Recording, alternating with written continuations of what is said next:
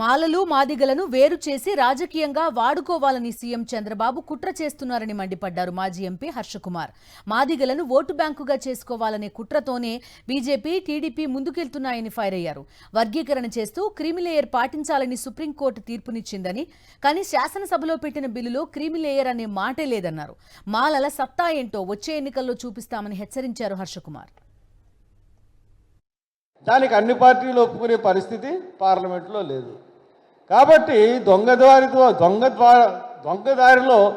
ఈ యొక్క వ్యతిరేకాన్ని, ఈ వర్గీకరణ అన్నదాన్ని చేయించారు మోడీ, చంద్రబాబు నాయుడు కుట్ర పని.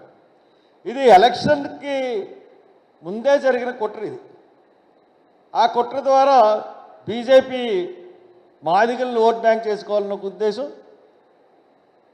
తెలుగుదేశం ఆంధ్రాలో మాదిగల్ని ఓట్ బ్యాంక్ చేసుకోవాలని ఉద్దేశం.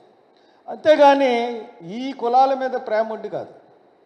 ఈ రోజున ఇంత అశాస్త్రీయంగా ఈ రోజున చేశారు. సుప్రీంకోర్టు తీర్పులో ఏముందంటే, ఈ వర్గీకరణ చేస్తూ ఖచ్చితంగా దీంట్లో క్రిమిలేయర్ పాటించాలి అన్నది తీర్పు.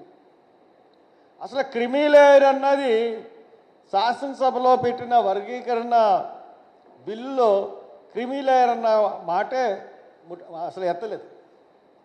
అంటే ఎందుకు ఎత్తలేదు?